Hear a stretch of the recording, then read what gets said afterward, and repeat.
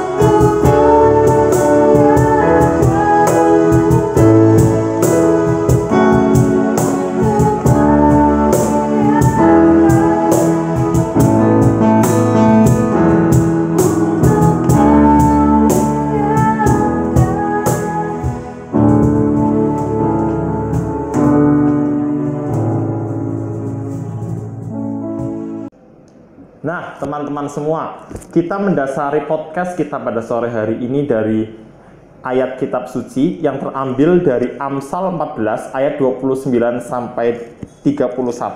Demikian bunyi firman Tuhan. Orang yang sabar besar pengertiannya, tetapi siapa cepat marah membesarkan kebodohan. Hati yang tenang menyegarkan tubuh, tetapi iri hati membusukkan tulang. Siapa menindas orang yang lemah menghina penciptanya, tetapi siapa menaruh belas kasih kepada orang miskin memuliakan dia. Demikianlah firman Tuhan. Cus, langsung saja meningkat waktu kita langsung ngobrol dengan Ibu Ana. Halo Bu Ana, Shalom, gimana kabar? Shalom, selamat sore. Puji Tuhan, sehat. Puji Tuhan. Bu Ana, dalam situasi pandemi seperti ini, kesibukan apa sih yang sering dilakukan Bu Ana sekarang? Apakah masih sering menerima klien-klien untuk berkonsultasi? Ya, memang saya psikolog yang berdinas di RSUD Banyumas. Kebetulan karena kita rumah sakit rujukan COVID, jadi memang kita nggak ada tuh WFH gitu, nggak ada. Jadi kita tetap WFO setiap hari seperti itu, dan tetap ada juga bahkan meningkat ya permintaan untuk konsultasi kejiwaan dan sebagainya seperti itu. Nah, karena permintaan yang meningkat itu, sementara kita harus tetap menjaga protokol kesehatan. Jadi memang melayani klien secara langsung itu sekarang tidak dilaksanakan, tetapi kita punya layanan online, Sejiwa namanya, Sehat Jiwa. Itu layanan online psikolog secara nasional. Jadi bisa langsung ketik 119, klik 119 extension 51. Itu nanti langsung tersambung ke psikolog yang bertugas pada saat itu. Seperti itu. Berarti sekarang lebih dipermudah ya, Bu, karena kondisi COVID seperti ini.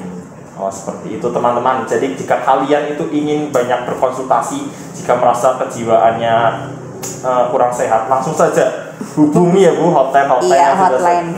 Banyak juga sih beberapa hotline, cuma saya nggak hafal juga dan nggak bawa catatannya. Tapi udah banyak itu. Oke Bu, sebelum kita membahas tentang tema kita hari ini, lebih baik kita berdoa dulu ya Bu. Oke. Teman-teman, mari kita berdoa. Tuhan di dalam surga, pada sore hari ini kami bersyukur kepadamu karena kami dapat mendengarkan podcast pada sore hari ini dari Ibu Ana.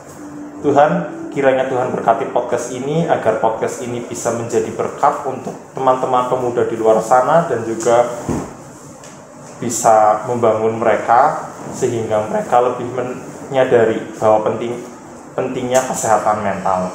Tuhan, inilah doa kami yang kami naikkan kepadamu demi Kristus Tuhan kami. Amin. Nah, Bu Ana, sekarang kita akan masuk ke pertanyaan-pertanyaan ya Bu. Coba Ibu jelaskan mental illness itu seperti apa sih Bu? Mental illness ya temanya ya. Ya, kalau ngobrolin tentang mental illness, penyakit mental seperti itu sebetulnya spektrumnya sangat luas gitu ya. Spektrumnya sangat luas. Kalau kita bicara tentang gangguan kejiwaan, itu masuk juga ke mental illness. Tapi juga kemudian ada abnormalitas atau hal-hal yang berada di luar segala sesuatu yang normal, itu juga bisa masuk ke mental illness. Jadi misalnya kayak gini nih, pernah dengar istilah procrastinator? Belum tuh. Belum ya? Mungkin teman-teman juga pada belum dengar. Kali dijelaskan. Procrastinator itu misalnya procrastinator itu mengacu pada perilaku tuh senang menunda pekerjaan gitu. Jadi nanti. Gitu ya. Ada tugas kuliah nih, seperti itu gitu. Kemudian nanti gitu ya. Terus mau nonton satu seri dulu gitu ya.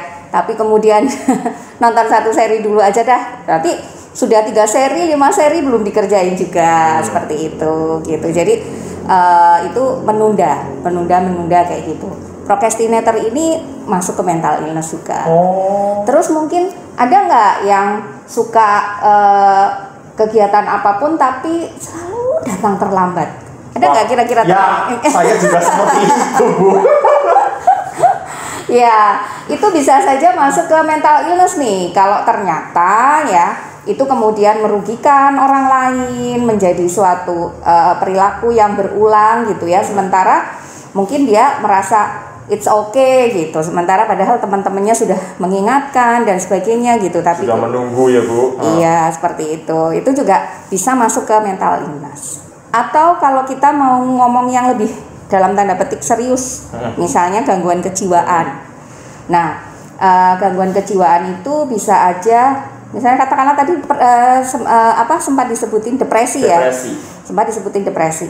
Depresi itu sudah tingkatan yang ini ya tinggi karena dia sudah ada keinginan untuk bunuh diri seperti itu.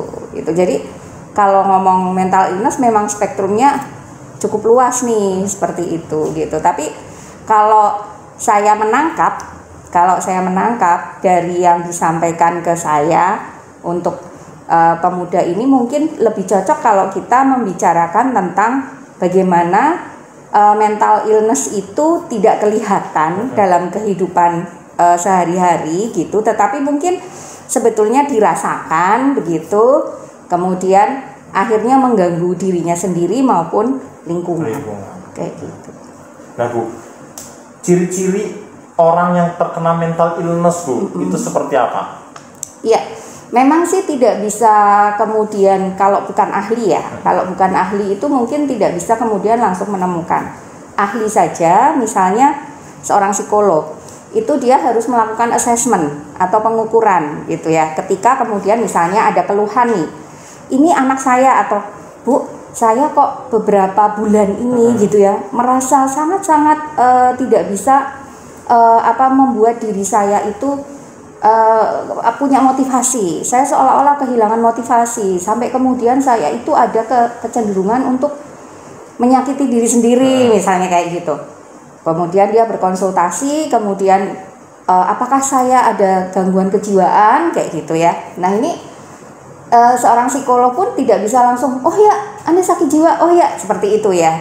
Pasti ada pengukurannya dulu, ada assessment. Ditinjau dulu ya. Ya, misalnya katakanlah dengan wawancara mendalam gitu, observasi seperti itu gitu. Jadi memang kemudian kalau kita mau di dalam masyarakat sehari-hari kita lihat siapa ya kira-kira yang punya mental illness gitu, kelihatannya memang tidak mudah gitu ya. Tetapi sebetulnya kalau dalam pergaulan sosial sehari-hari bisa saja sih kita kemudian melakukan observasi nih ke teman kita, ke orang lain gitu ya. Kalau ternyata ada perilaku-perilaku yang memang abnormal, artinya memang tidak sesuai dengan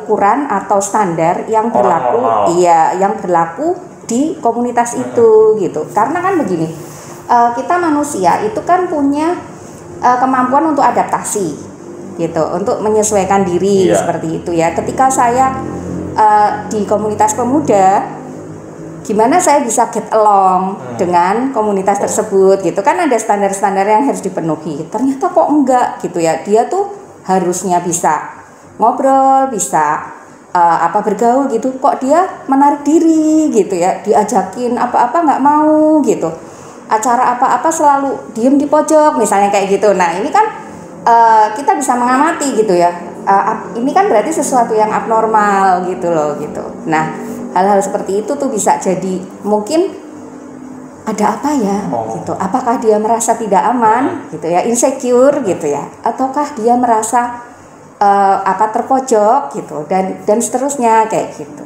Jadi yang di luar standar normal lah seperti itu. Banyak sih Bu kalau kejadian-kejadian seperti itu di lingkungan pemuda ya Bu, itu sangat banyak.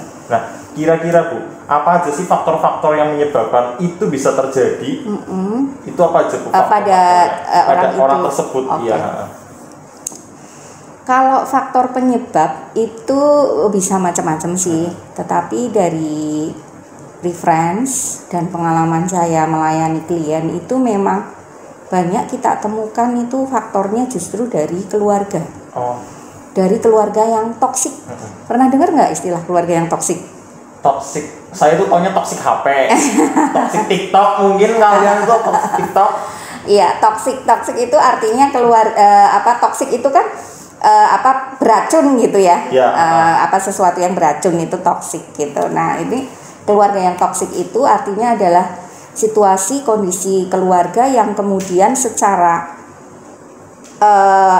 pelan maupun terus menerus kayak gitu tuh mempengaruhi menjadi perilaku yang buruk atau perilaku negatif kepada anggota keluarga yang lain gitu. Misalnya nih orang tua yang KDRT gitu, si anak mungkin tidak mungkin ya di KDRT juga atau tidak, tetapi kan menyaksikan. Iya, menyaksikan, mengalami, merasakan gitu ya sehari-hari seperti itu, sehingga kemudian situasi itu menjadi toksik buat dia gitu. Misalnya seperti itu. Jadi kita temukan tuh banyak gitu ya, baik dari reference maupun dari pengalaman dengan klien itu banyak keluarga justru menjadi penyebab terjadinya mental illness ini. Walaupun mungkin juga ada reference dan penelitian lain menyebutkan secara neurologis itu berarti saraf kayak gitu tuh ada pengaruhnya juga gitu. Jadi beberapa persen begitu. Jadi mungkin ada kelainan-kelainan saraf tertentu yang kemudian membuat hormon tertentu bekerja dengan tidak benar, dengan tidak normal begitu, sehingga kemudian gampang terjadi mental illness. Gitu. Nah Bu, ini sih pertanyaan saya pribadi ya sekalian. Apa benar Bu kalau orang mental illness itu apalagi yang cenderung untuk bunuh diri, itu bisa jadi karena genetiknya? Saya pernah dengar ada orang bilang kalau orang yang sampai ingin bunuh diri, menyakiti diri itu karena genetik di atasnya itu mungkin dari neneknya, kakeknya atau anggota keluarga yang lain ada yang pernah mengalami seperti itu. Apa benar seperti itu Bu? Iya. Jadi kalau genetik secara genom ya, artinya mungkin DNA-nya dan sebagainya gitu ya. Ini banyak penelitian yang saling bertentangan. Penelitian ini bilang iya gen berpengaruh besar gitu. Penelitian ini bilang oke, ada pengaruh gen, tetapi sangat kecil kayak gitu. Jadi memang banyak ahli bersilang pendapat tentang hal ini. Kalau saya sendiri lebih banyak membaca reference dan punya pendapat bahwa ketika seorang anak berperilaku seperti itu atau punya kecenderungan untuk seperti itu bukan karena genetiknya, DNA-nya secara genom, tetapi karena contoh atau model perilaku yang dia lihat gitu, karena pengalaman gitu, pengalaman yang dia lihat gitu ya. Dia melihat bahwa neneknya mungkin atau pamannya, omnya kayak gitu, tuh ketika punya masalah mereka cenderung menyakiti diri sendiri gitu, atau cenderung kemudian mungkin ada keluarganya yang kemudian bunuh diri seperti itu gitu. Nah, pengalaman semacam itu tuh bisa menjadi suatu model gitu buat dia, bahwa ketika dia punya masalah tertekan gitu, kemudian jalan keluarnya tuh bunuh diri. Kayak dulu saya misalnya seperti itu, atau om saya atau siapa kayak gitu, seperti itu. Jadi lebih kepada perilaku yang dicontoh begitu, bukan genetik secara genom atau DNA. Berarti bukan turunan dari atasnya gitu ya Bu. Seperti itu. Nah Bu, kan banyak orang malu ke psikolog nih Bu. Itu apa benar? Emang malu ya? Ya kalau saya sih malu kan dikira saya gila gitu loh Bu. Apa bener sih Bu kalau orang ke psikolog itu hanya untuk orang gila atau orang-orang seperti kita yang terlihat biasa-biasa saja tapi boleh ke psikolog gitu Bu? Iya. Jadi sebetulnya kalau seorang psikolog itu dia melayani semua masalah perilaku ya sebetulnya. Jadi tidak hanya yang kemudian ada gangguan kejiwaan gitu. Sebetulnya mental illness ini sendiri kan tadi saya bilang spektrumnya sangat luas ya. Jadi ada yang masih awal-awal aja tuh, kayak misalnya itu tadi perilaku-perilaku yang seolah-olah wajar, tetapi sebetulnya karena terulang terus kayak gitu, seolah-olah menjadi karakter, tetapi sebetulnya itu sebuah penyakit mental gitu, seperti itu gitu. Nah ini mungkin yang seperti itu kan dalam tanda petik tidak masuk nih dalam kamus gila begitu ya. Dan tingkatan berikutnya ini kemudian yang sudah merasa terganggu dengan dirinya sendiri, merasa saya kok kayak gini ya, seperti itu. Nah ketika saya kok merasa kayak gini ya, itu sebetulnya lebih baik sih memang kemudian datang ke psikolog untuk berkonsultasi seperti itu. Kemudian nanti ada lagi gangguan kejiwaan yang memang sudah simptomnya atau gejalanya itu terlihat kental, misalnya itu tadi menyakiti diri sendiri, kemudian ada kecenderungan untuk bunuh diri gitu ya, menarik diri, nggak mau bergaul. Nah ini mungkin harus orang lain nih yang ayo kamu saya bawa gitu. Jadi Kalau saya boleh saran sih sebenarnya kalau sudah seperti itu lingkungan, teman, mungkin komunitasnya, mungkin keluarganya begitu tuh harus segera mendukung, mensupport, mengajak begitu untuk ke psikolog. Paling tidak konsultasi dulu. Nanti psikolog juga akan menilai nih, kan tadi assessment ya, ada assessment mengukur. Oh, kalau kayak gini dia perlu istilahnya itu farmakoterapi. Farmakoterapi itu dengan obat. Nah, kalau dengan obat harus ke psikiater, tidak cukup hanya ke psikolog begitu. Tadi kan harus observasi gitu loh. Betul. Nah, observasinya itu berapa lama kira-kira Bu? Apakah sampai sebulan, 2 bulan, atau bahkan seminggu itu sudah cukup gitu? Iya, sebetulnya sangat tergantung kepada kasusnya, sangat tergantung kepada kasusnya dan individual juga gitu ya. Untuk si A dengan si B punya masalah yang sama, mungkin treatmentnya akan berbeda gitu. Jadi observasi ini bisa dilakukan. Misalnya kalau untuk anak-anak tuh kita bisa lakukan misalnya di sekolah gitu ya. Kemudian ketika dia bergaul dengan teman-temannya gitu, atau minta orang terdekat yang melakukan. Kita kasih tuh apa saja yang harus diamati gitu. Nanti seminggu kemudian konsul balik gitu, dilaporin lagi gitu. Nanti si psikolog itu sendiri yang akan kemudian, oh dari perjalanan riwayat seperti ini berarti treatmentnya begini nih. Kemudian udah kita bisa dapat nih kesimpulannya begini gitu. Seperti itu. Jadi sangat individual sih. Nggak bisa kita tentuin seminggu, sebulan gitu. Seperti itu. Lalu kan banyak ibu orang-orang zaman sekarang itu merasa diri walaupun sebetulnya dia sudah depresi gitu, tapi mereka tuh tetap nggak sadar gitu, dan mereka tuh sebenarnya ya sadar kok gini gitu ya, tapi mereka tuh malas ke psikolog karena nah itu merasa aib, nanti aibnya ketahuan sama psikolog, nanti merasa loh kok dia ke psikolog sih berarti dia gila kan. Nah kan banyak yang berpikiran seperti itu. Nah untuk menanggapi hal seperti itu gimana Bu? Iya, jadi ini sesuai nih dengan tema kesehatan mental tahun 2020 ini kan sebetulnya temanya adalah sehat jiwa untuk semua ya. Tahun kemarin tema kita itu adalah mencegah bunuh diri, ya mencegah bunuh diri, pencegahan bunuh diri. Jadi memang tahun kemarin itu kan banyak sekali kasus melompat dari gedung tinggi seperti itu ya, kemudian banyak kasus-kasus bunuh diri gitu, sehingga memang kemudian tema tahun kemarin itu adalah pencegahan bunuh diri.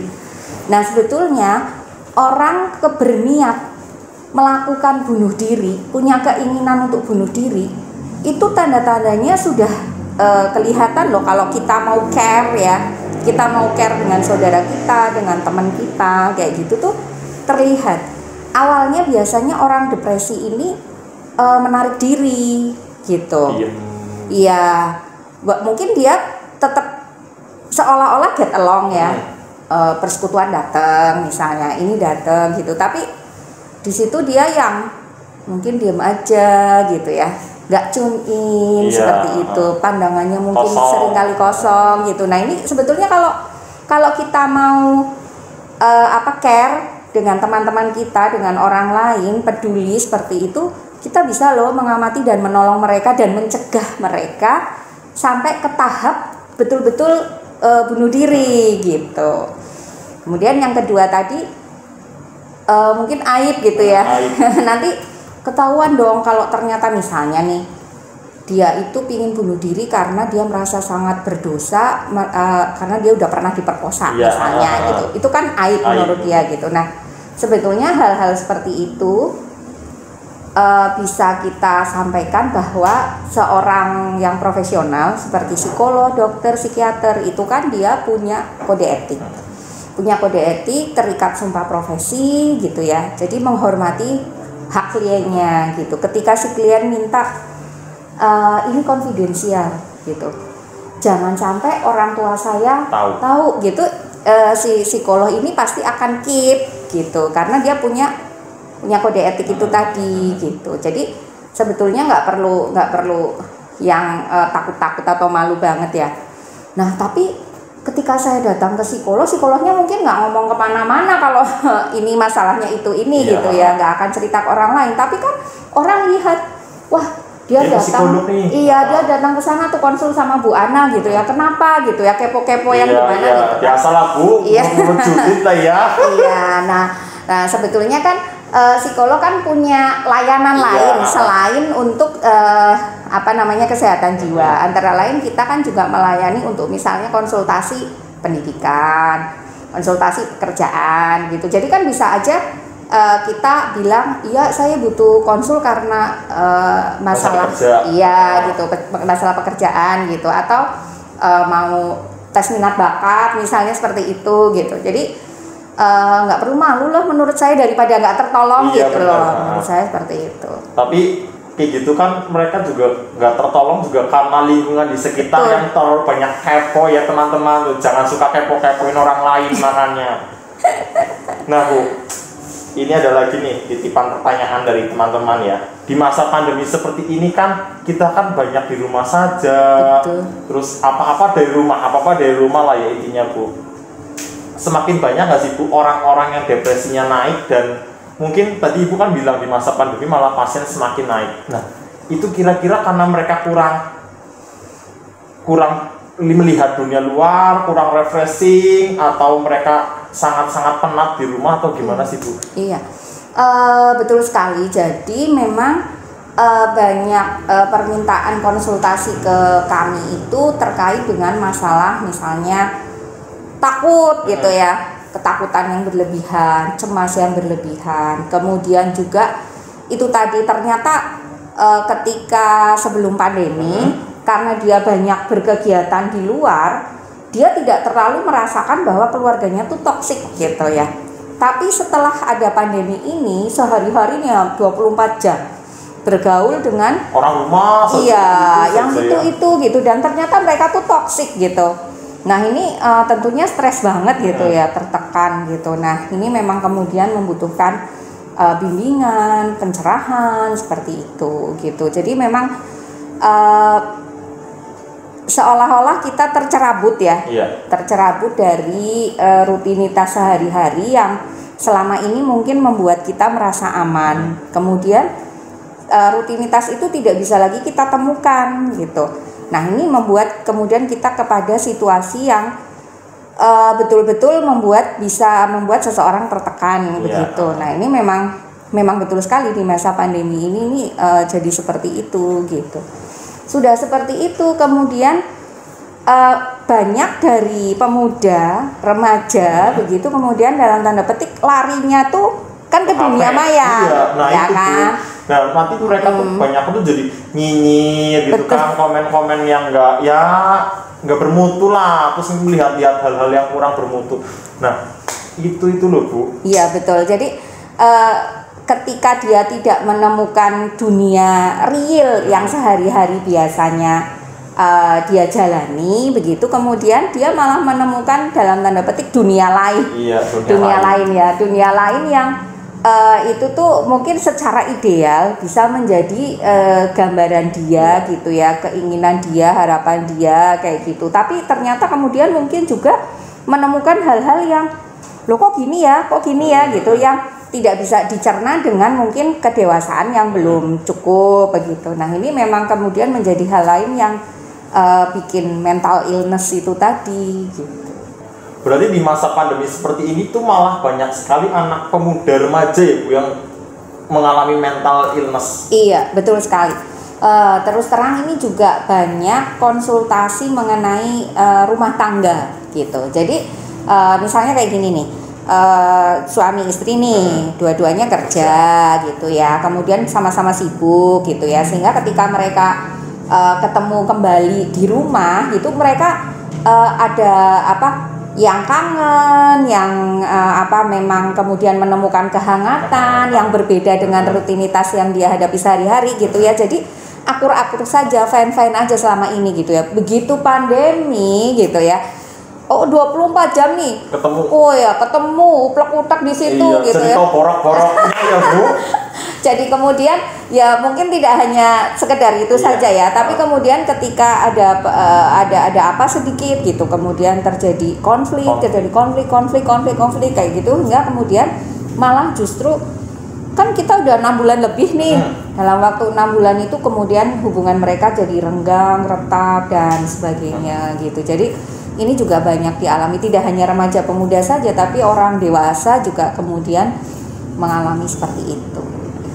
Pemuda remaja juga mungkin mengalami hal yang seperti suami istri ya Bu ya. Mereka biasa melihat orang tuanya kerja, ketemu malam, terlihat harmonis, terus 24 jam ketemu kan, jadi mereka merasa diawasi terus gitu ya Bu. Ya mungkin seperti itu ya Bu. Iya, jadi itu tadi mungkin ada memang kemudian hal-hal yang menjadikan yang teredam, yang tadinya teredam dengan rutinitas sehari-hari, di masa pandemi ini kemudian terkuak seperti itu gitu. Belum lagi ditambah ketika misalnya orang tua sendiri punya masalah ya, misalnya katakanlah mereka kemudian tidak bisa lagi bekerja, atau kemudian bekerja dengan hanya digaji separuh gitu ya, sehingga kemudian yang tadinya bisa berjalan lancar, ekonomi berjalan lancar, ini kemudian menjadi tersendat gitu. Orang tua juga kemudian jadi punya beban. Nah kemudian ini mungkin juga akhirnya menjadi tekanan ke anak-anak dan seterusnya seperti itu. Satu lagi Bu, orang tua sekarang jadi guru di rumah. Iya betul sekali. Karena sekolah harus dari rumah gitu ya, jadi beban orang tua memang kemudian bertambah. Nah ini juga jika orang tua sendiri tidak bisa mengelola mentalnya gitu ya, orang tua kemudian punya mental illness ya, ini kemudian juga bisa akhirnya istilah kami tuh volley ado gitu. Jadi menular ke anggota keluarga yang lain seperti itu. Jadi mental illness ini memang bisa menular. Iya, belum disinggung ya tadi ya. Belum disinggung ya. Dan misal aku punya temen dia mental illness, itu juga bisa menular ke aku dong. Iya betul. Jadi itu tadi istilah kami tuh volley ado. Volley ado ini memang terjadi ketika dua orang atau lebih itu sangat akrab gitu, sangat akrab dan terikat secara emosional. Jadi volley ado ini mungkin bisa terjadi antar suami istri, kekasih atau pacar kayak gitu, atau sahabat gitu. Jadi yang satu itu punya mental illness, ini bisa kemudian ketika yang satu secara mentalnya juga tidak integrated gitu, itu bisa ketularan gitu. Jadi bukan menular seperti si COVID ya, si COVID ini ya, menular gitu, tapi karena kemudian ada perilaku yang berulang, yang dilihat gitu, terus kemudian dia harus deal dengan perilaku itu setiap hari gitu, kemudian akhirnya oke lah, biar saya bisa menyesuaikan dengan dia, di bawah sadar itu kemudian saya berperilaku sama dengan dia gitu. Jadi semacam itu volley ado gitu. Jadi ini bisa menular, mental illness itu bisa menular. Berarti saya mental illness ya Bu. Dulu saya tuh apa-apa on time loh Bu.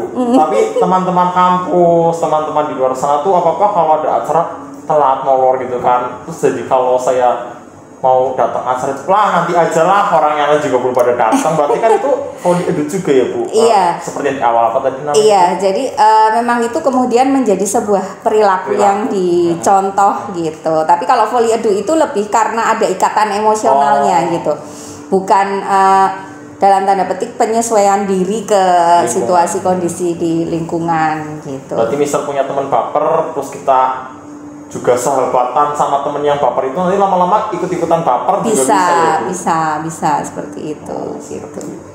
Iya, jadi memang karena itu tadi istilah mental illness kan spektrumnya cukup luas ya. Jadi kita kalau mau membatasi sih, mau ngomong gangguan kejiwaan atau itu tadi mental illness secara luas gitu. Mungkin saya bisa kasih sedikit saran nih buat trik, Bu. Kayak gitulah ya, istilahnya seperti itu. Jadi supaya mental kita tetap terjaga nih di masa pandemi ini, memang yang pertama kita sendiri harus punya standar punya standar nilai yang menjadi pegangan. Nah, sebagai pemuda Kristiani, tentunya yang jadi standar nilai kita dari Alkitab ya, firman Tuhan gitu ya. Jadi jangan sampai pegangan standar nilai kita itu tergeser begitu. Mungkin karena tidak ada ibadah gitu ya.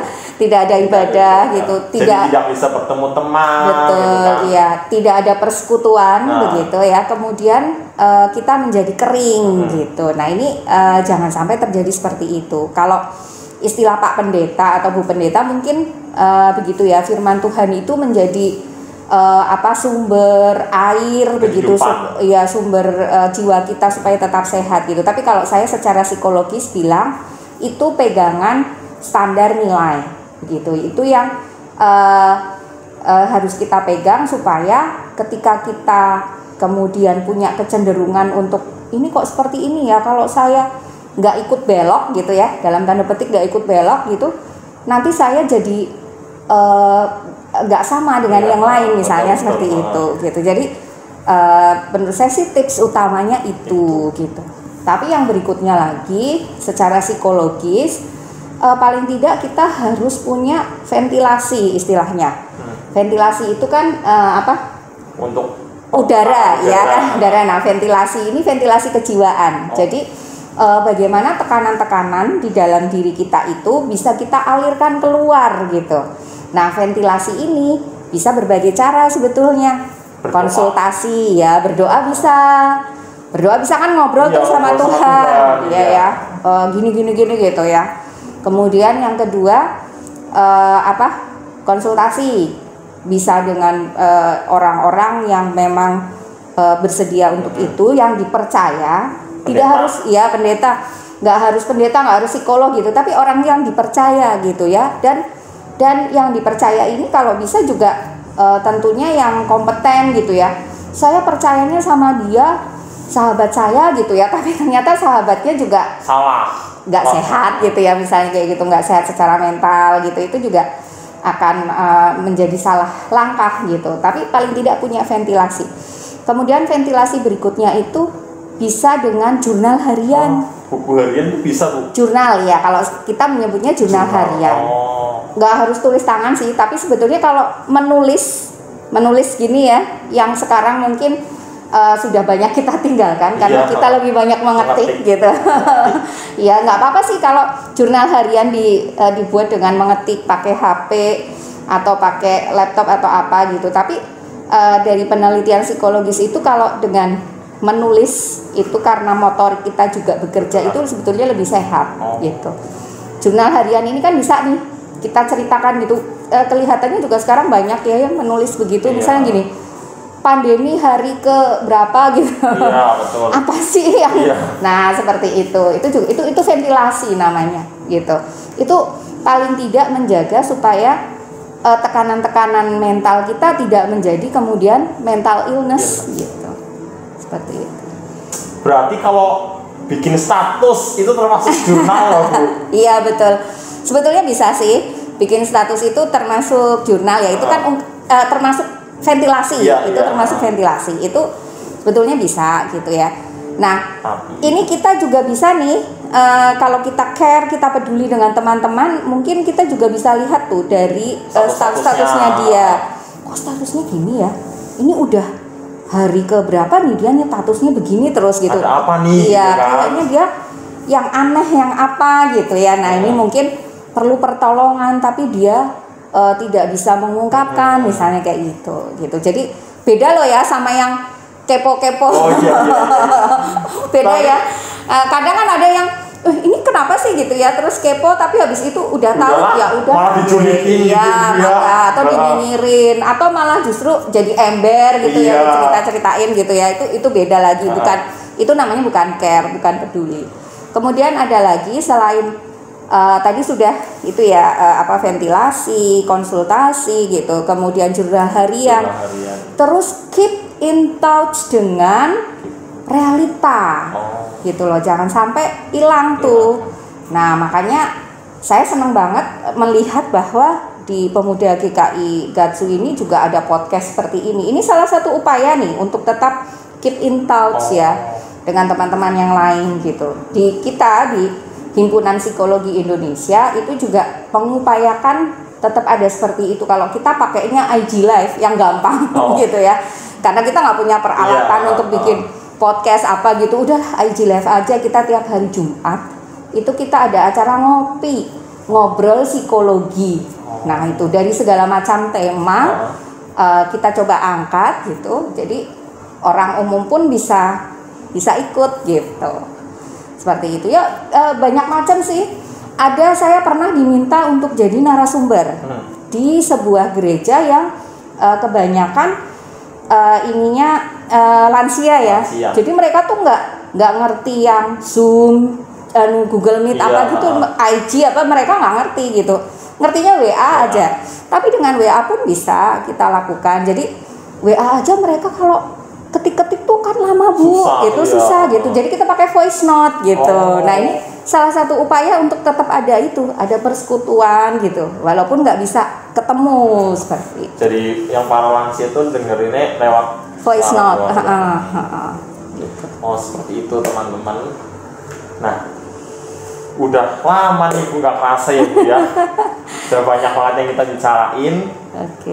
Nah, berarti kesimpulan pada sore hari ini, podcast sore hari ini, mental illness itu sebetulnya itu bisa disembuhkan ya Bu, bisa diobati, dan itu tidak melulu datang dari diri kita sendiri, bahkan itu malah dari orang-orang lain yang bisa menularkan tadi ya Bu, menularkan kepada kita seperti virus corona, ya nggak sih Bu, ya kan?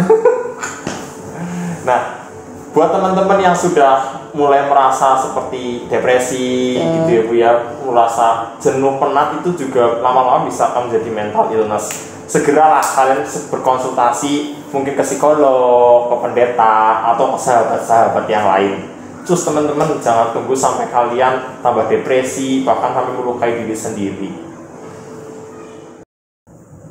Nah teman-teman, akhirnya kita sampai di penghujung podcast kita pada sore hari ini.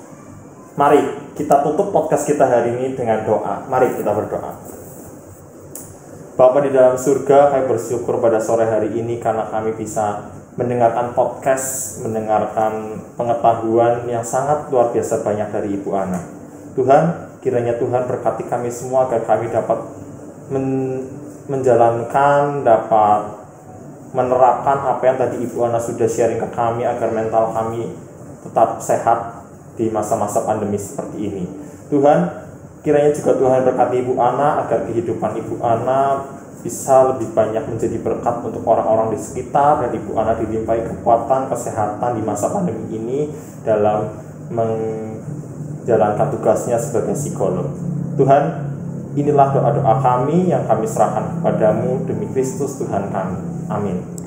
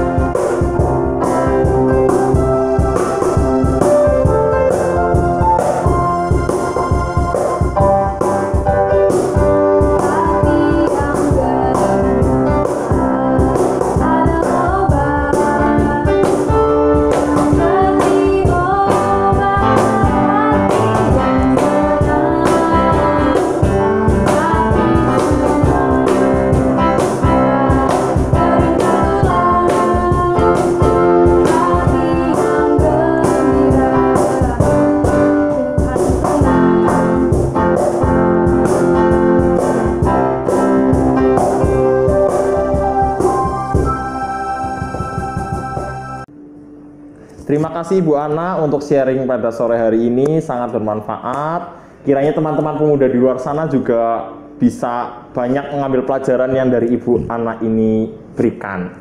Nah, teman-teman, tetap tunggu podcast-podcast kita selanjutnya, tetap stay tune, dan juga kalian harus tetap menjalankan apa yang tadi Ibu Ana sudah sharing ke kita, yaitu tetap dalam Tuhan agar mental kita tetap kuat, tetap sehat, dan tidak mental illness. Amin. Terima kasih. Terima kasih.